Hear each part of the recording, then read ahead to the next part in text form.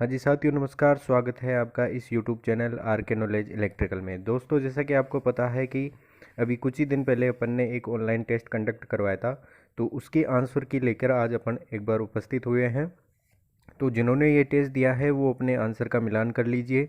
जिन्होंने टेस्ट नहीं दिया है वो इस वीडियो को ज़रूर देखें, ताकि आपको इलेक्ट्रिशियन थ्योरी से रिलेटेड यहाँ पर 15 क्वेश्चन आपको बताए जाएंगे। तो आप अपनी तैयारी को टेस्ट कर सकते हैं। अगर आज आप ऐसा टेस्ट ज्वाइन करना चाहते हैं तो अपने कॉन्टैक्ट नंबर पर आप संपर्क कर सकते हैं। चलते हैं अपन नेक्स्ट अपने फर्स्ट क्वेश्चन की तरफ। तो क्वेश्चन नंबर 1 है आपका। देखो दोस्तों, आपका ये क्वेश्चन सीरियल जो है वो चेंज हो सकता है, आपको ऑप्शन भी चेंज देखने को मिल सकते हैं। तो आप अपने आंसर क्वेश्चन का मिलान जरूर सावधानी पूर्वक करें। देखो क्वेश्चन है अपना, फर्स्ट क्वेश्चन है, एक कैपेसिटिव परिपथ में आवर्ती बढ़ने पर कैपेसिटिव रिएक्टेंस का मान क्या होगा। दोस्तों देखिए, यहाँ पर कैपेसिटिव रिएक्टेंस पूछा है और कैपेसिटिव रिएक्टेंस का प्रतीक अक्स सी होता है और मात्रक इसका ओम होता है। तो ये कैपेसिटिव रिएक्टेंस जो है इसको पता करने का अपना जो फॉर्मूला होता है 1/2π/FC होता है। तो यहाँ पर आप देख सकते हैं कि कैपेसिटिव रिएक्टेंस जो है वो फ्रिक्वेंसी और कैपेसिटेंस दोनों के विलोमानुपाती है। तो यहाँ पर कह रहे हैं कि फ्रिक्वेंसी का मान यदि बढ़ता है तो कैपेसिटिव रिएक्टेंस पर क्या प्रभाव पड़ेगा। तो ये दोनों अपोजिट साइड है, इसलिए ये कैपेसिटिव रिएक्टेंस जो है ये घट जाएगा, इसलिए ऑप्शन नंबर अपना तीसरा सही रहेगा, यानी कैपेसिटिव रिएक्टेंस आवर्ती बढ़ने पर घट जाएगा। चलते हैं नेक्स्ट क्वेश्चन की तरफ। क्वेश्चन नंबर 2 है, चुंबकीय परिपथ का प्रतिरोध किसे कहा जाता है। दोस्तों देखिए, चुंबकीय परिपथ होते हैं, उनमें धारा के अपोजिट जो काम करने वाला होता है उसको अपन प्रतिरोध कहते हैं। यानी चुंबकीय परिपथ के अंदर प्रतिरोध के समान कौन होता है। तो चुंबकीय परिपथों में प्रतिरोध के समान प्रतिष्ठम्भ होता है, जिसे अपन रिलक्टेंस कहते हैं। इसका प्रतीक Rm होता है और इसका मात्रक एम्पियर टन प्रति वेबर होता है। चलते हैं नेक्स्ट क्वेश्चन की तरफ। क्वेश्चन नंबर 3 है, बिजली की मात्रा की यूनिट क्या है। देखिए दोस्तों, आपको पता होगा कि Q बराबर होता है I/T। Q बराबर I/T होता है। तो इससे अपना जो मात्रक बनता है वो एम्पियर सेकंड बनता है। तो ऐसा कोई ऑप्शन यहाँ पर है नहीं। हालांकि एम्पियर प्रति सेकंड है तो ये इसका गलत हो जाएगा, महो चालकता का होता है। तो यहाँ पर एम्पियर सेकंड को ही अपन कुलाम कहते हैं। तो इसका मात्रक इसका जो आंसर हो जाएगा वो कुलाम हो जाएगा। तो अपने आंसर का मिलान आप जरूर कर लीजिए। क्वेश्चन नंबर 3 का राइट आंसर है कुलाम। क्वेश्चन नंबर 4 की तरफ चलते हैं। क्वेश्चन नंबर 4 आपको कुछ अच्छा सीखने को जरूर बताएगा। देखिए यहाँ पर लिखा है, किसी समांतर RLC परिपथ में इंडक्टिव रिएक्टेंस का मान कैपेसिटिव रिएक्टेंस से अधिक हो तो परिपथ किस प्रकार का होता है। देखिए दोस्तों, अपने RLC परिपथ जो होते हैं ये सीरीज और समांतर दो प्रकार के होते हैं। RLC का मतलब तो आपको पता ही होगा, प्रतिरोध, इंडक्टर और कैपेसिटर। इन तीनों को दो प्रकार से जोड़ सकते हैं, श्रेणी क्रम और समांतर क्रम।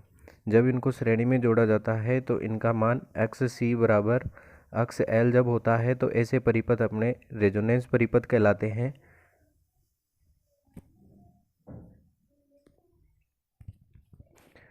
और जब का मान एक्स एल से कम होता है तो ऐसे परिपथ, एक्स सी का मान एक्स एल से ज़्यादा होता है तो ऐसे परिपथ अपने कैपेसिटिव परिपथ कहलाते हैं। और जब एक्स एल का मान ज़्यादा होता है और एक्स सी का मान कम होता है तो ऐसे परिपथ अपने इंडक्टिव परिपथ कहलाते हैं। तो ये तो थे श्रेणी क्रम के। अब अपन यहाँ पर क्वेश्चन में लिखा है समांतर क्रम। समांतर क्रम लिखा है तो इसके देखिए दोस्तों उल्टे हो जाएंगे।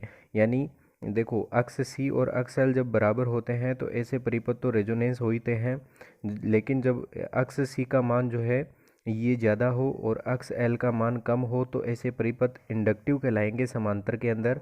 और जब अक्स सी का मान कम हो और अक्स एल ज़्यादा हो, अक्स एल जब ज़्यादा हो तो ऐसे परिपथ अपने कैपेसिटिव परिपथ कहलाते हैं। तो यहाँ पर आप क्वेश्चन को ध्यान से समझ सकते हैं। इंडक्टिव परिपथ का मान कैपेसिटिव रिएक्टेंस से अधिक है, यानी यहाँ पर इंडक्टिव रिएक्टेंस जो है वो ज़्यादा है और कैपेसिटिव रिएक्टेंस यहाँ पर कम है। इसलिए इस क्वेश्चन का राइट आंसर हो जाएगा कैपेसिटिव परिपथ। इसलिए इसका राइट आंसर अपना हो जाएगा ऑप्शन नंबर 3, कैपेसिटिव परिपथ। क्वेश्चन नंबर 5 है सेमीकंडक्टर सामग्री कौन सी है, यानी अर्धचालक सामग्री कौन सी है।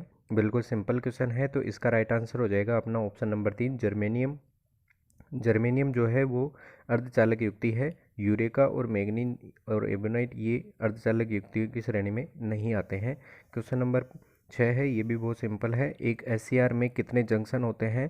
तो एससीआर से रिलेटेड आपको जो भी क्वेश्चन समझने हैं तो आपके अपने चैनल के प्लेलिस्ट में जाके इम्पोर्टेंट टॉपिक के नाम से एक प्लेलिस्ट बनी हुई है, वहाँ पर एससीआर की डिटेल बता रखी है, तो वो वीडियो आप ज़रूर देखें। यहाँ पर पूछा है एससीआर में कितने जंक्शन होते हैं। देखिए दोस्तों, एससीआर जो है अपना इस प्रकार से बनता है। यहाँ पे पी एन पी और एन इस प्रकार से होता है। तो इसमें देखिए आपको परत गिननी है तो 1 2 3 और 4 परत होती है। जबकि आपको यहाँ से जंक्शन पूछे हैं तो जंक्शन ये वाला होते हैं, ये जो है इसके जंक्शन होते हैं। तो यहाँ पे एससीआर में अपने 3 जंक्शन होते हैं, इसलिए इसका राइट आंसर हो जाएगा ऑप्शन नंबर 3, यानी इसके अंदर 3 जंक्शन होंगे। क्वेश्चन नंबर 7 है एसी साइन वेव सप्लाई में एक पूर्ण चक्कर का औसत मान कितना होता है। देखिए दोस्तों, ये क्वेश्चन अच्छा है, बहुत से लड़कों का गलत हुआ है, ये कैंडिडेट का गलत हुआ है। देखिए इसको ध्यान से समझिए। एसी साइन वेव का एक औसत मान जो है वो साइन वेव में आधे हाफ चक्कर का निकाला जाता है, आधे चक्कर का निकाला जाता है। तो आधे चक्कर का औसत मान जो है वो तो होता है 0.637, लेकिन यहाँ पे एक पूर्ण चक्कर का बोला है, तो इसलिए इसका राइट आंसर ऑप्शन सी होगा, यानी 0 इसका औसत मान होगा एक पूर्ण चक्कर का। क्वेश्चन नंबर 8 है प्रतिरोधकता की इकाई क्या है। तो सिंपल है, ओम मीटर इसकी राइट आंसर हो जाएगा। ओम मीटर, यानी ओम मीटर जो है वो रजिस्टिविटी की इकाई है। रजिस्टिविटी बोल दो, स्पेसिफिक रेजिस्टेंस बोल दो, या विशिष्ट प्रतिरोध कह दो, एक ही बात है। तो यहाँ पर ओम मीटर इसका राइट आंसर हो जाएगा। ओम मीटर या ओम सेमी इसका हो सकता है।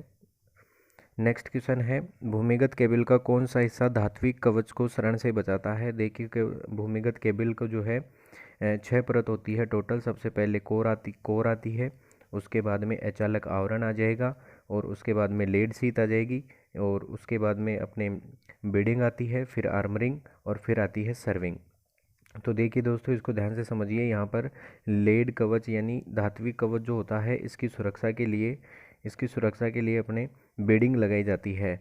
तो बीडिंग इसका राइट आंसर हो जाएगा। सर्विंग इसकी अंतिम परत होती है। सर्विंग की सुरक्षा आर्मरिंग की सुरक्षा के लिए अपन सर्विंग लगाते हैं। ठीक है, तो इसका राइट आंसर हो जाएगा अपना बीडिंग। नेक्स्ट क्वेश्चन नंबर 10 है किस सामग्री में ऋणात्मक ताप गुणांक होता है। तो देखिए दोस्तों, चालक ऐसे पदार्थ होते हैं जिनका तापमान बढ़ने पर उनका प्रतिरोध बढ़ जाता है, तो वो पॉजिटिव टेम्परेचर कोफिशिएंट कहलाते हैं। और अर्धचालक और अचालक ऐसे पदार्थ हैं जिनका तापमान बढ़ने पर प्रतिरोध घट जाता है, तो वो नेगेटिव टेम्परेचर कोफिशिएंट यानी एनटीसी कहलाते हैं। तो यहाँ पर अचालक का जो है वो एक ही ऑप्शन है अभ्रक, तो इसका राइट आंसर हो जाएगा अभ्रक जो है वो अपना अचालक है, यानी इसका ऋणात्मक ताप गुणांक होता है। चलते हैं नेक्स्ट क्वेश्चन। 11 नंबर क्वेश्चन है रेजोनेंस परिपथ का पावर फैक्टर होता है। रेजोनेंस परिपथ वो होते हैं जिनमें अक्स सी बराबर अक्स एल होता है। तो अक्स सी और अक्स एल यानी ऐसे परिपथ जिसमें कैपेसिटिव रिएक्टेंस और इंडक्टिव रिएक्टेंस बराबर है, तो वो परिपथ फिर रजिस्टिव परिपथ की भांति कार्य करते हैं, और रजिस्टिव परिपथों का पावर फैक्टर इकाई माना जाता है, इसलिए इस क्वेश्चन का राइट आंसर हो जाएगा इकाई। चलते हैं नेक्स्ट क्वेश्चन की तरफ। क्वेश्चन नंबर 12 है 4 पोल 1200 आरपीएम अल्टरनेटर द्वारा उत्पादित विद्युत वाहक बल की आवृत्ति ज्ञात कीजिए। बहुत सिंपल क्वेश्चन है, ऐसे क्वेश्चन आपको आने चाहिए। क्वेश्चन है फ्रिक्वेंसी पूछा है, तो फ्रिक्वेंसी का सूत्र हो जाएगा F बराबर PN/120। ये इसका क्वेश्चन है। तो 120 हो गया, यहाँ पे 1200 नहीं है। तो PN/120 में अपन P का मतलब पोल बता रखा है, तो 4 पोल है। N का मतलब घूर्णन गति है जो 1200 है, तो सूत्र में आप रख दीजिए, यानी अपने पास हो जाएगा 4 गुणा 1200/120। 120 में जब अपन 1200 में भाग लगाएंगे ये आ जाएगा 10, तो 10 गुणा 4 करेंगे तो ये 40 आ जाएगा। नेक्स्ट क्वेश्चन की तरफ चलते हैं। क्वेश्चन नंबर 13 है वाटरलेस पावर की यूनिट क्या है। दोस्तों, वाटरलेस पावर आप समझ पा रहे होंगे, वाटरलेस पावर जो है वो किसको कहते हैं, रिएक्टिव पावर को कहते हैं। तो रिएक्टिव पावर का जो राइट आंसर होता है वो जो मात्रक जो होता है, इकाई जो होती है वो होती है kVAR, यानी किलो वोल्ट एम्पियर रिएक्टिव जो है इसका मात्रक होता है तो वाटलेस पावर रिएक्टिव पावर को कहते हैं।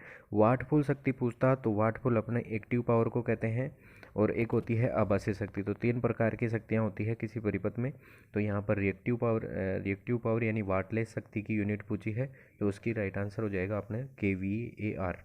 नेक्स्ट क्वेश्चन है, क्वेश्चन नंबर 14 है, उस तार का प्रतिरोध क्या होगा जो 50 ओम प्रतिबाधा और 0.8 पावर फैक्टर पर 240 वोल्ट से संयोजित है। तो उसका प्रतिरोध क्या होगा, आपसे ये पूछा है। देखिए दोस्तों, आपको पावर फैक्टर दे रखा है और प्रतिबाधा दे रखी है। आपको पता होगा कि अपने जो कोस फाई होता है यानी पावर फैक्टर जो होता है वो होता है R/Z, इस प्रकार से। तो यहाँ पर आपको पावर फैक्टर दे रखा है और जेड का मान दे रखा है, R पूछा है। तो आप सीधे सीधे इसमें रख लीजिए। आप जो है R का मान जब निकालेंगे तो ये हो जाएगा कोस फाई अब गुणा जेड, इस प्रकार से हो जाएगा। तो आपको क्या करना है, 50 गुणा 0.8। जब आप ये इसको हल करेंगे तो इसका राइट आंसर जो है वो आ जाएगा 40 ओम। तो अपने क्वेश्चन का राइट आंसर हो जाएगा ऑप्शन ए, 40 ओम जो है क्वेश्चन का राइट आंसर होगा। और आज के वीडियो का अंतिम क्वेश्चन है क्वेश्चन नंबर 15। इस एक सीरीज RLC अनुनादी परिपथ का प्रतिरोध 8 ओम है तो उसकी प्रतिबाधा क्या होगी। देखिए दोस्तों, यहाँ पर ये क्वेश्चन फिर से रिपीट हुआ है। हालांकि ऐसा क्वेश्चन बहुत से अपन ने कर रखे हैं। देखिए, सीरीज RLC परिपथ है, यानी इसमें R, L और C तीनों सीरीज क्रम में जुड़े हुए हैं। वहाँ पर आपके प्रतिरोध का मान 8 ओम है, तो वहाँ पर जेड का मान बताइए। देखो, आपको जेड यानी प्रतिबाधा पूछा है और RLC परिपथ में जो जेड याद करने का फॉर्मूला होता है वो होता है R² प्लस यहाँ पे अक्स C और ये अंतर चिन्ह आता है, फिर अक्स L, इनका स्क्वायर। इनमें से अंतर चिन्ह ये बताता है जो भी इन दोनों में से बड़ा है उसमें से इसको घटा के आपको उसका स्क्वायर करना है। तो यहाँ पर आपको RLC अनुनादी परिपथ दे रखे हैं, यानी रेजोनेंस परिपथ है। और रेजोनेंस परिपथ वो होते हैं जहाँ पर अक्स C बराबर अक्स L होते हैं। तो ये दोनों बराबर हो गए, तो यहाँ पर हो गया है 0। यानी अब जो अपना जेड है वो केवल रेजिस्टेंस के समानुपाती होगा या रेजिस्टेंस के बराबर होगा। इसलिए इस परिपथ में जितना रेजिस्टेंस है उतना ही इसकी प्रतिबाधा होगी। तो रेजिस्टेंस इसकी 8 ओम दे रखी है, तो इसका प्रतिबाधा यानी इम्पीडेंस भी इसका 8 ओम होगा। तो इस क्वेश्चन का राइट आंसर हो जाएगा ऑप्शन नंबर 2।